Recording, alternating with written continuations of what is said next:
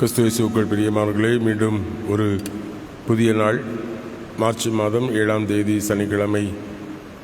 இது காலை பொழுதிலே தவக்காலத்தினுடைய 16வது நாளிலே ஆண்டுடைய சன்னிதானத்திலே கடந்து வந்து ஆண்டுடைய சிலுவை நோக்கி பார்க்க கடவுள் நமக்கு பாராட்டின தயவுக்காக, இரக்கத்திற்காக கடவுளுக்கு நன்றிகளை, துதிகளை, தோத்திரங்களை ஏறெடுப்போம். இது காலை வேளையில் நேரடியாகவும் முகநூல் வழியாகவும் பின்பு இணையதள வழியாகவும் இந்த ஆராதனையிலே தங்களை இணைத்துக் கொள்கிற உங்கள் யாவரையும் இயேசு கிறிஸ்து இந்திய நாமத்தில் அன்போடு வாழ்த்தி வரவேற்றுக் கொள்கிறோம். நம்முடைய பிரார்த்தனையின் ஆரம்பம் பிதா, குமாரன், பரிசுத்த ஆவி ஆகிய திரியேக கடவுளுடைய நாமத்துள்ளது. ஆமீன். ஜெபிப்போம்.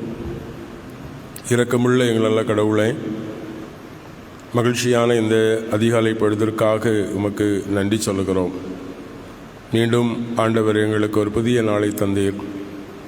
தேவரீர், எங்கள் வாழ்வை உம்முடைய திருக்கரத்தில் அர்ப்பணிக்கிறோம். இந்த தவக்காலம் கிறிஸ்துவின் சிலுவையை நாங்கள் நெருங்கி வருவதற்கு ஆண்டவர் தருகிற அனுபவங்களுக்காக, பாக்கியங்களுக்காக உமக்கு நன்றி சொல்லுகிறோம்.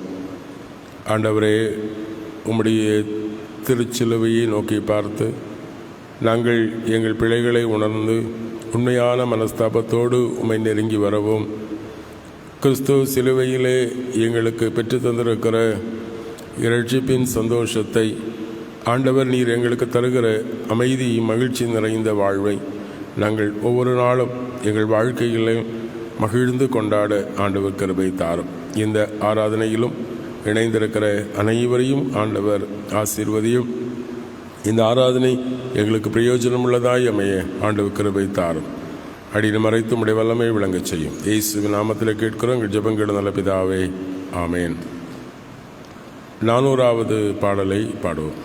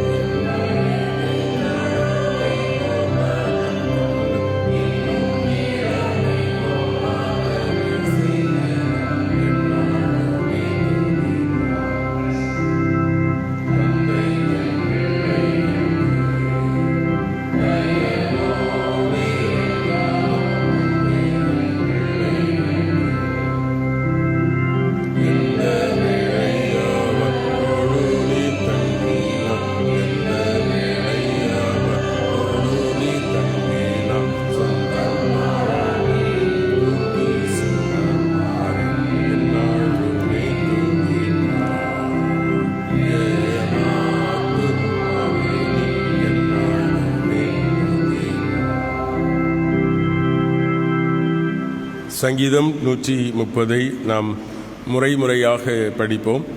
பாடல் புத்தகத்தில் 217வது பக்கம்.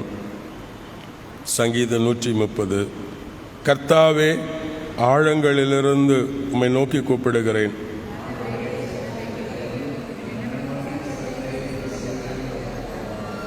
கர்த்தாவே, நீர் அக்கிரமங்களை கவனித்திருப்பீரானால் நிலை நிற்கக்கூடியவன் யார்? ஆண்டவரே, கர்த்தருக்கு காத்திருக்கிறேன். என் ஆத்துமா காத்திருக்கிறது. அவர் வார்த்தைக்கு ஆவலாய் காத்திருக்கிறேன்.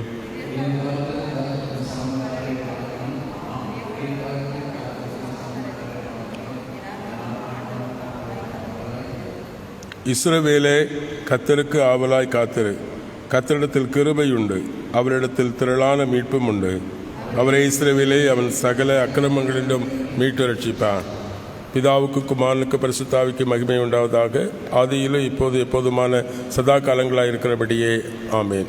வாசிக்கப்படும்படியாக தெரிந்து கொண்ட முதலாவது வேத பகுதி கொலோசியருக்கு எழுதின நிருபம் 3ஆம் அதிகாரம் 12 துவங்கி 17 முடிவுள்ள வசனங்கள். பவுல் அப்போஸ்தலன் கொலோசி திருச்சபைக்கு எழுதின நிருபம் 3ஆம் அதிகாரம் 12 முதல் 17 முடிவுள்ள வசனங்கள்.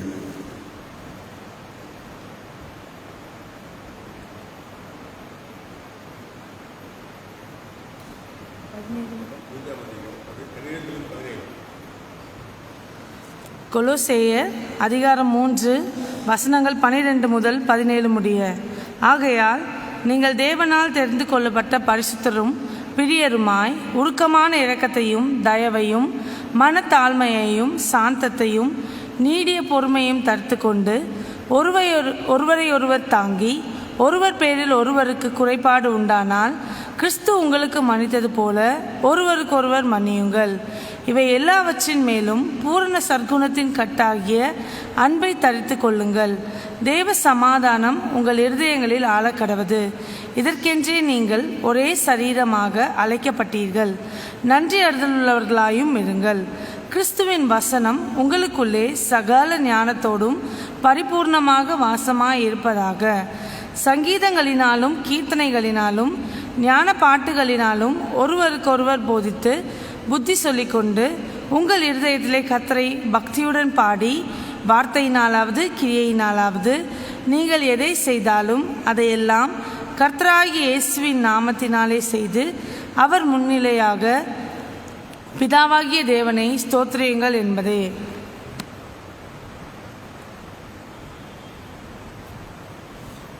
வாசிக்கப்படும்படி தெரிந்து கொண்ட நற்செய்தி வேத பகுதி தூய மத்தேயு எழுதிய நற்செய்தி நூல் 18ஆம் அதிகாரம் வசனங்கள் 23 துவங்கி 35 முடிய நான் படிக்க கேட்கலாம்.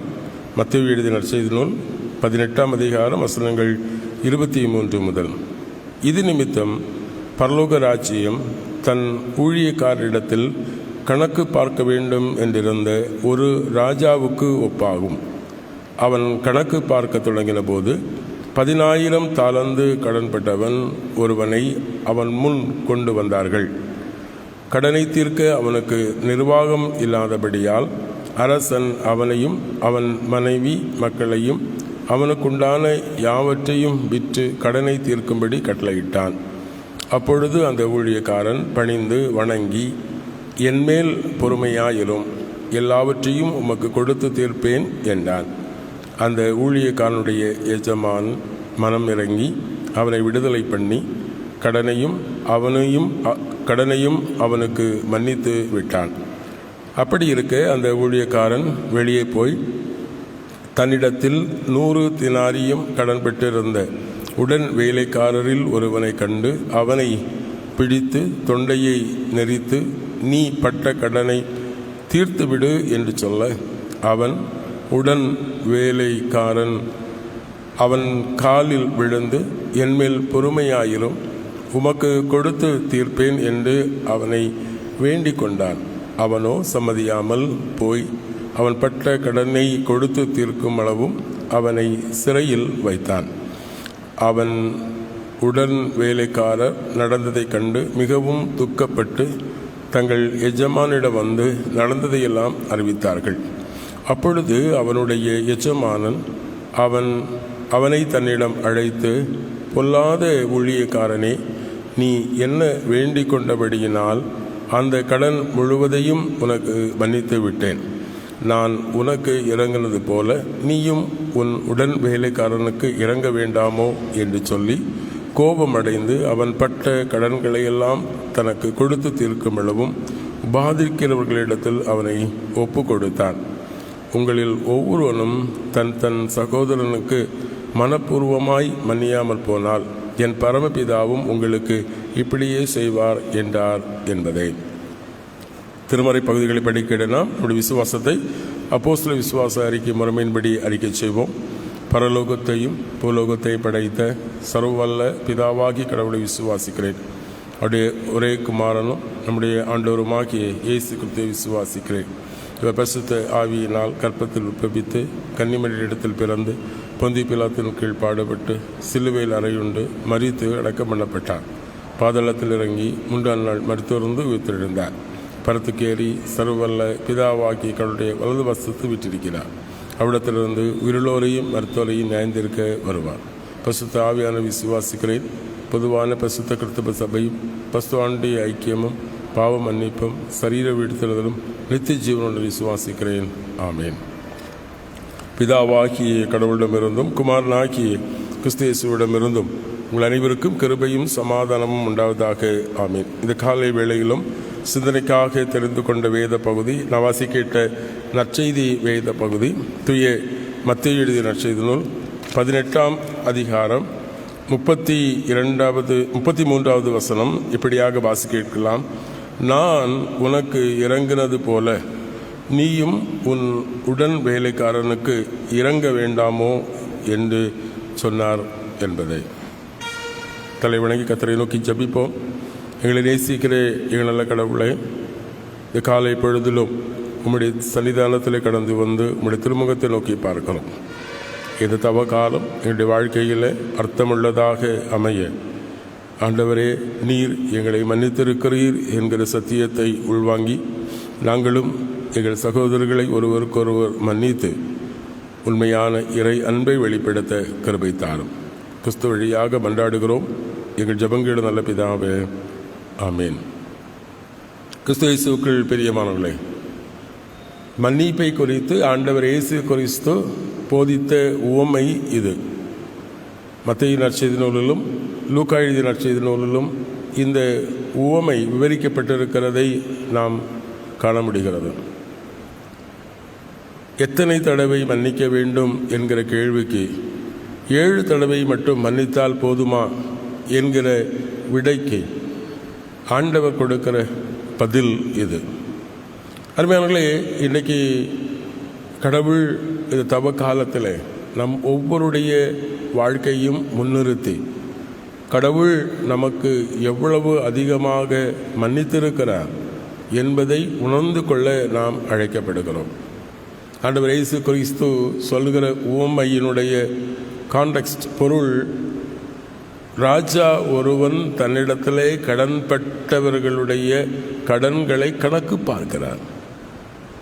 பொதுவாக ஒவ்வொரு வருட ஃபினான்ஷியல் இயர் முடிகிற பொழுது அவர்கள் எவ்வளவு கடன் யார் யார் தர வேண்டியது என்கிற ஒரு பட்டியலை வழக்கமாக எல்லோரும் தயார் செய்கிறது உண்டு. பாருங்கள், அப்படி ஒரு ராஜா அவர் பட்டியலை தயாரிக்கிற பொழுது ஒருவன் மிக அதிகமாக ராஜாவுக்கு கடன்பட்டிருந்தான். ராஜா அவனை அழைத்து அவனுடைய கடனை உடனே கொடுத்து தீர்க்கும்படி சொல்கிறார். பாருங்கள், அவனை கொண்டு வந்து ஆனால் அவனுடைய நிலைமை குறித்து சொல்லுகிற பொழுது 25ஆம் வசனம் சொல்கிறது, கடனை தீர்க்க அவனுக்கு நிர்வாகம் இல்லாமல் இருந்தது. அவனுக்கு இருக்கிற கடன் ஹியூஜ், பெரிய ஒரு கடன் இருந்தது. ஆனால் அந்த கடனை அவனுக்கு தீர்க்க முடியவில்லை, இயலாமல் இருந்தது. ஆனால் ராஜா என்ன சொல்லுகிறார், அவனையும் அவன் மனைவி மக்களையும் அவனுக்குண்டான யாவற்றையும் விற்று அந்த கடனை தீர்க்கும்படி கட்டளையிடுகிறான். அவனையும் அவனுடைய மனைவி மக்களை அவனுக்குரிய யாவைகளையும் விற்றாலும் அந்த கடனை தீர்க்க முடியாது. ஆனால் ராஜா என்ன சொல்லுகிறார்? அவ்வளவத்தை விற்று கடனை தீர்க்கும்படி அவனுக்கு அறிவுறுத்துகிறான். ஆனால் அவன் சொல்லுகிறான் 26 வசனம், அப்பொழுது அந்த ஊழியக்காரன் பணிந்து வணங்கி, என்மேல் பொறுமையாயிரும், எல்லாவற்றையும் உமக்கு கொடுத்து தீர்ப்பேன் என்று கெஞ்சுகிறான்.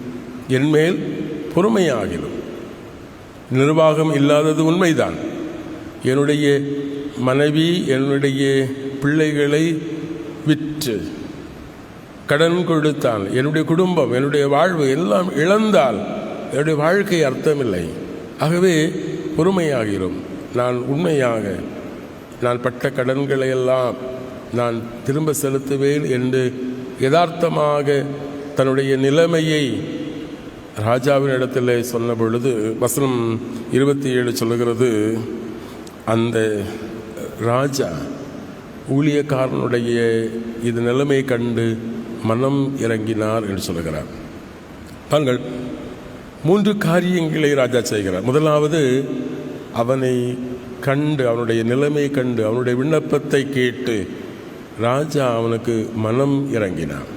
அருமையானவர்களே, இன்றைக்கு நாமும் கடவுளுடைய சமூகத்தில் ஒரு பெரிய கடனாளிகளாக நாம் இருக்கிறோம்.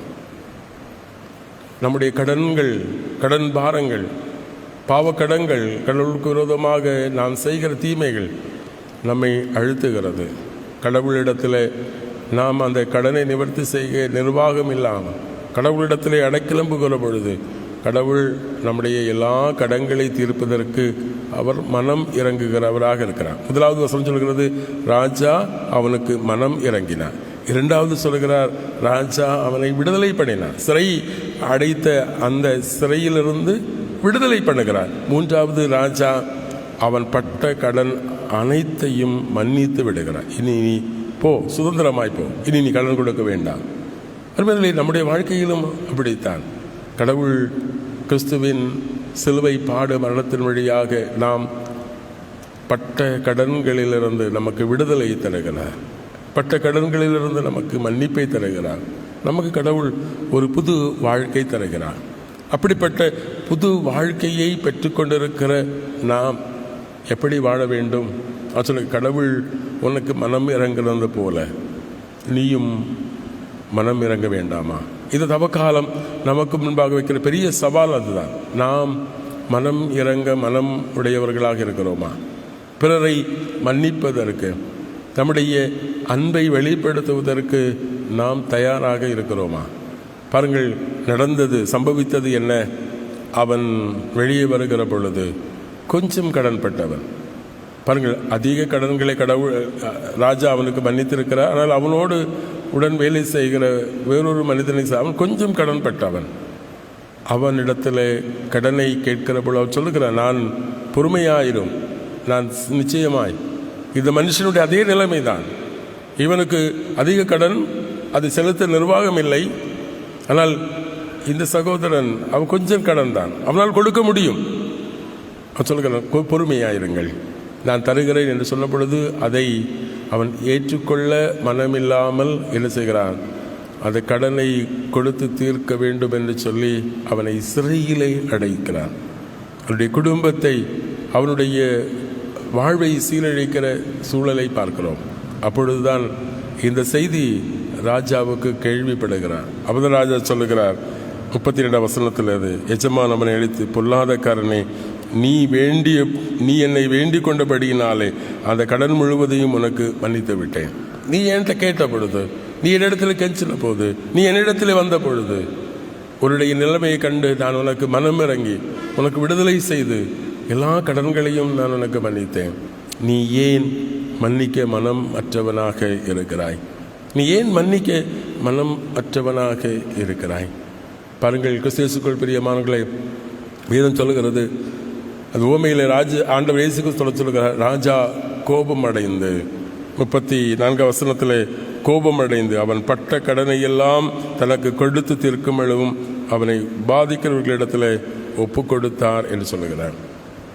கிறிஸ்துவுக்குள் பிரியமானவர்களே, ஆண்டவர் இன்றைக்கு நமக்கு தருகிற படிப்பினை 35 வசனம் சொல்லுகிறது, உங்களில் ஒவ்வொருவனும் ஆண்டவர் இன்றைக்கு நமக்கு தர உங்களில் ஒருவரும் நாம் உலகத்தில் தவக்காலத்தில் கடவுளுடைய பிள்ளைகளாக திருச்சபையாய் குடும்பமாய் இருக்கிற நாம் ஒவ்வொருவரும் நம்முடைய சகோதரனுக்கு மனப்பூர்வமாய் மன்னியாமல் போனால், அதான் இன்னைக்கு ஆண்டவர் நமக்கு முன்பாக வைக்கிற சவால். நாம் நம்முடைய சகோதரனை அவன் எவ்வளவு பெரிய குற்றங்களை செய்தாலும், எவ்வளவு பெரிய பாதகங்கள் செய்தாலும், கடவுள் அதைவிட பெரிய பாவங்களை செய்த எனக்கு ஆண்டவர் மன்னித்திருக்கிறார்.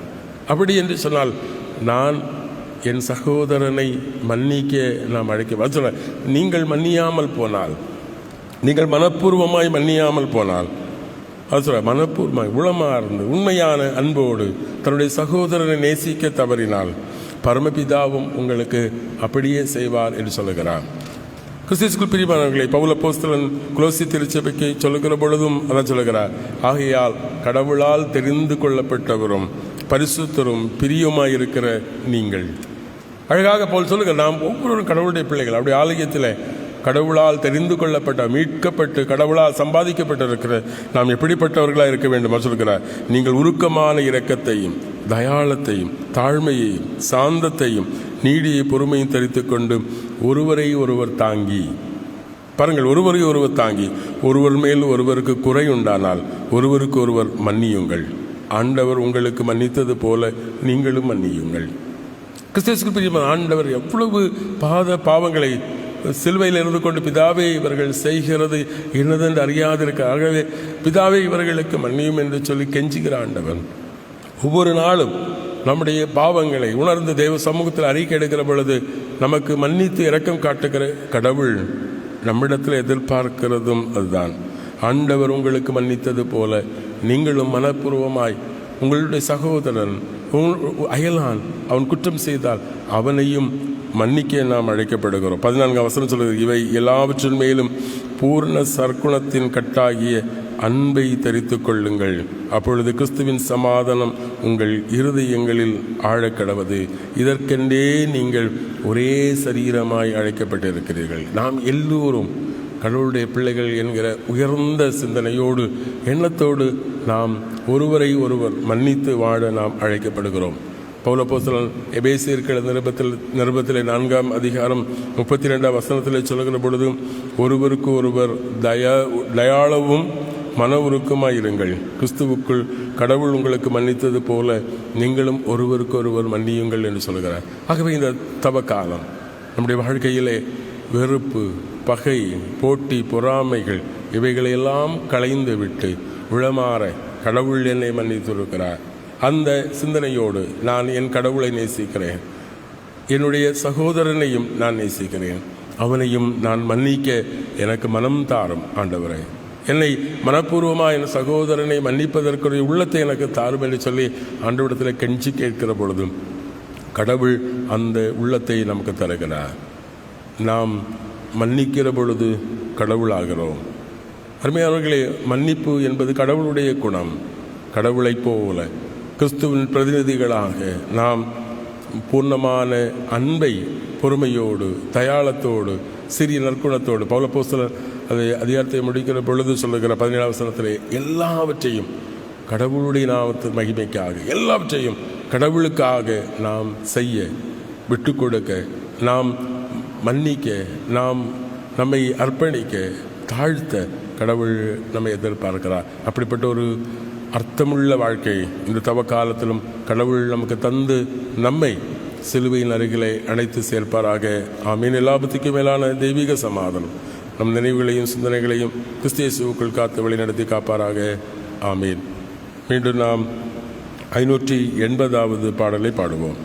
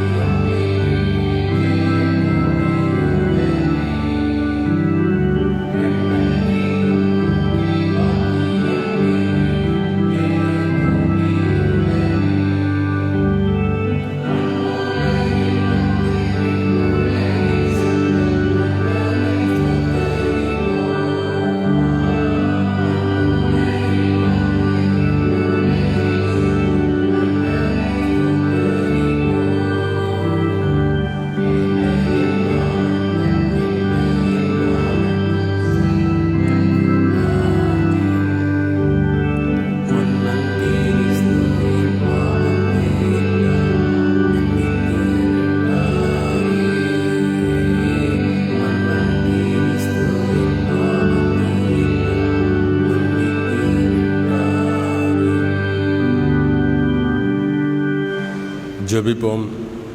எங்களை நேசிக்கிற எங்கள் நல்ல கடவுளே, மகிழ்ச்சியான இந்த அதிகாலை பொழுதிற்காக உம்மை நன்றியோடு ஸ்தோத்தரிக்கிறோம். தவ காலத்திலும் ஆண்டவரே, உம்முடைய பாடு மரணங்களை நாங்கள் சிந்திக்கவும், கிறிஸ்து எவ்வளவு அதிகமாய் எங்கள் பாவங்களை மன்னித்திருக்கிறீர், எங்களுக்கு விடுதலை வாழ்வு தந்திருக்கிறீர், எங்கள் மேல் மனமுறக்கம் உள்ளவராக இருக்கிறீர். ஆண்டவரே, நீர் எங்களை மன்னித்து ஏற்றுக்கொண்ட உன்னதமான அந்த வாழ்வை நாங்கள் உணர்ந்த மக்களாய் தேவரீர் சகோதரர்களை நாங்களும் மன்னிக்க, அன்பு பாராட்ட, பொறுமையாய் ஒருவரை ஒருவர் ஏற்றுக்கொள்ள கடவுள் உயர்ந்த உள்ளங்களை எங்களுக்கு தாரும். ஆண்டவரே, போட்டியும் பொறாமையும் பழிவாங்குகிற எண்ணம் நிறைந்த இந்த உலகத்திலே கடவுள் எங்களை பழி வாங்குகிறவர் அல்ல, கடவுள் கோபப்படுகிறவர் அல்ல, பொறாமைப்படுகிறவர் அல்ல. கடவுள் தம் மக்களை அதிகமாய் நேசிக்கிறவர். தம்முடைய மக்களை நேசிக்கிறது நிமித்தமாக கடவுள் தம்முடைய ஒரே மைந்தனை நமக்காக சிலுவையிலே ஒப்பு கொடுத்தார். கிறிஸ்துவின் சிலுவையின் தியாகம் எங்கள் வாழ்விலே எங்களை புதுப்பிக்கிறதாக அமைய இந்த தவ காலம் கர்த்தர் எங்களுக்கு ஒரு புதிய அனுபவத்தை, உற்சாகத்தை எங்கள் வாழ்க்கையில் தரட்டும் என்று சொல்லி ஆண்டவரே, உங்களுடைய சமூகத்தில் நாங்கள் கெஞ்சுக்கிறோம். ஆண்டவரே, நாங்கள் எங்கள் சகோதரை மன்னிக்கக்கூடிய உயர்ந்த உள்ளத்தை எங்களுக்கு தாரும். அப்படி வாழ்க்கையில் கடவுளுக்கு மாட்சிமை உண்டாகும்படி நாங்கள் வாழ்வதற்கு உரிய கிருபைகளை எங்களுக்கு தாரும். இந்த காலை வேளையில் உம்முடைய சன்னிதானத்திலே கடந்து வந்து ஜெபிக்கிறவர்கள் முகநூல் வழியாக, இணையதள வழியாக இந்த ஆராதனையிலே இணைந்து உம்முடைய திருமுகத்தை நோக்கி பார்க்கிற ஒவ்வொருவரையும், அவருடைய குடும்பங்களையும் ஆண்டவர் ஆசீர்வதியும். எங்கள் குடும்பங்கள் வெளியூர்களிலே, தூர இடங்களிலே, கடல் கடந்த தூர தேசங்களிலே இருக்கிற மக்களையும் அவருடைய வாழ்வுகளையும் ஆண்டவர் ஆசீர்வதியும். ஆண்டவரே, வளைகுடா பகுதியில் ஏற்பட்டிருக்கிற பதற்றமான சூழல்கள், அது நிமித்தமாய் பாதிக்கப்பட்டிருக்கிற எங்கள் சொந்தங்கள், உறவுகள், மக்கள் யாவரையும் ஆண்டவர் கண்ணோக்கி பாரும். அமைதி திரும்ப மக்கள் தங்கள் இயல்பு வாழ்க்கையை தொடர ஆண்டவர் நீர் உதவி செய்யும். உம்முடைய அமைதியை வழங்குகிற உம்முடைய பிரசன்னம் ஆண்டவரே அந்த தேசத்திலும் மக்கள் மத்தியிலும் அந்த நிறைவாய் தங்கியிருக்க வேண்டுமாக ஜெபிக்கின்றோம். எங்கள் திருச்சபை திருப்பணிகளையும் ஆண்டவர் ஆசீர்வதியும். இந்த தவக்கால விசேஷ தொழுகைகள், ஆராதனைகள், அதிகால ஆராதனைகள், ஓய்வு நாள் தொழுகைகள், ஒவ்வொரு கிளைச்சங்கங்கள், திருப்பணிகள் அனைத்தையும் ஆண்டவர் ஆசீர்வதியும். எங்கள் குடும்பங்களிலே காணப்படுகிற வயது முதிர்ந்த எங்கள் பெற்றோர்களை கர்த்தர் நோக்கி பாரும். வாலிப பிள்ளைகளை ஆசீர்வதியும் ஆண்டவரே. தகப்பன்மாரை, தாய்மார்களை கர்த்தர் சந்தியும் ஆண்டவரே. குடும்பங்களிலே சமாதானம், நன்மை பெருகட்டும். சிறு பிள்ளைகள், கைக்குழந்தைகளையும் ஆண்டவர் ஆசீர்வதியும். பலகீனங்கள், வியாதியோடு இருக்கிற மக்கள் ஒவ்வொருவரையும் சந்தித்து விடுதலையை, சுகத்தையும், அற்புத சுகத்தை தாரும். காயப்பட்ட உள்ளங்கள் ஆண்டவரை, கலங்கி நிற்கிற மக்கள், நிலை தடுமாறி இருக்கிற மக்கள் ஒவ்வொருவரையும் உடைய கரங்களில் ஒப்புக் கொடுக்கிறோம். மனக்கவலைகள், மனப்பிரச்சனைகள் ஆண்டவரே, வாழ்விலே அமைதி இழந்து காணப்படுகிற உடைய பிள்ளைகளுடைய உள்ளங்களில் அமைதியை தாரும், சமாதானத்தை தாரும். கிறிஸ்து உடனிருந்து ஒவ்வொரு மக்களை தேற்றும். ஆண்டவர் தெய்வீக சமாதானத்தையும் இரக்கத்தின் நன்மைகளையும் ஒவ்வொருக்கு தந்து ஆசீர்வதியும். இன்றும் தங்கள் பிறந்த தினங்கள் மற்றும் திருமண தினங்களை நினைக்கிற கடவுளுக்கு நன்றி சொல்லுகிற கடவுள் எங்களுக்கு மீண்டும் ஒரு புதிய வருடத்தை கிருபையாய் தந்திருக்கிறார் என்று சொல்லி உம்முடைய திருமுகத்தை நோக்கி பார்க்கிற ஒவ்வொரு உள்ளங்களை கர்த்தர் ஆசீர்வதியும். தருகிற புதிய வருடம் அவர்கள் வாழ்க்கையில் ஆசீர்வாதமாக இருக்க அவர்கள் தாரும். நீடிய ஆய்வுகளை தாரும். அவர்கள் வாழ்வு நிமித்தம் அவருடைய குடும்பங்கள், உறவுகள் ஆசீர்வதிக்கப்படும். உன்னதமான வாழ்வை தந்து ஆண்டவர் ஆசீர்வதியும். இதனால் முழுவதையும் கர்த்தர் எங்களுக்கு பொறுப்பெடுத்துக் கொள்ளும். ஒரு வாரத்தின் நிறைவு நாளில் இருக்கிறோம். மீண்டும் ஒரு புதிய வாரத்தை தவக்காலத்தின் 3வது ஓய்வு நாளிலே உம்முடைய சன்னிதானத்தில் கடந்து வந்து உம்மை ஆராதித்து திருநாமத்தை மகிழ்படுத்த கிருபை செய்யும். இந்த நாள் முழுவதும் எங்கள் பயணங்கள், போக்குவரத்துகள், தேவைகள், பணி வாழ்வுகள் அனைத்திலும் ஆண்டவர் கூட இருந்து உம்முடைய சட்டளைகளை மறைத்து பாதுகாத்துக் கொள்ளும். பொல்லாப்புக்கு, பிசாசின் போராட்டங்களுக்கு, சத்துருக்கிடையே எல்லாம் எங்களை விலக்கி நீர் பாதுகாத்துக் கொள்ளும். தேர்வுகளை சந்திக்கிற எங்கள் பிள்ளைகளோடும் உடைய பிரசன்னம் தங்கி இருக்கட்டும். இயேசு கிறிஸ்துவின் திருப்பாதப்படைந்து மிகுத்தாழ்மையை கேட்கிறோம் எங்கள் ஜெபங்கள் நல்ல பிதாவே, ஆமேன். பரமண்டலங்களில் இருக்கிற எங்கள் பிதாவே, உம்முடைய நாமம் பரிசுத்தப்படுவதாக, உம்முடைய ராட்சியம் வருவதாக, உம்முடைய சித்த பரமண்டலத்திலே செய்யப்படுவது போல விலை செய்யப்படுவதாக. அன்று நீங்கள் ஆகாரங்களுக்கு தாரும். எங்கள் கடனாளிகளுக்கு நாங்கள் மன்னித்திருக்கிறது போல எங்கள் பாவங்களுக்கு மன்னியும். எங்களை சோதனைக்கு பொழுப்பு நாம தீமிழித்துக் கொள்ளும். ராட்சி வல்லமை மகிமை என்னைக்கும் உடையவர்களே ஆமேன். நம்முடைய ஆண்டவராகிய இயேசு கிறிஸ்துவின் கிருபையும் பிதாவாகிய எங்களுடைய அன்பும் தூயாவியானுடைய அந்யோன்யைக்கு வெளியிடத்துல சமாதானம் உங்கள் அனைவரோடும் என்பது நிறைவாய் தங்கியிருப்பதாக ஆமேன். என் ஆத்துமாவே கர்த்தரை ஸ்தோத்திரி, என் முழுமை பரிசுத்த நாமத்தை ஸ்தோத்திரி. என் ஆத்துமாவே கர்த்தரை ஸ்தோத்திரி, அவர் செய்த சகல உபகாரங்களை மறவாதே. ஆமேன். கர்த்தாவின் சமாதானம் உங்களோடு இருப்பதாக. சமாதானத்தோடு சென்று வாருங்கள்.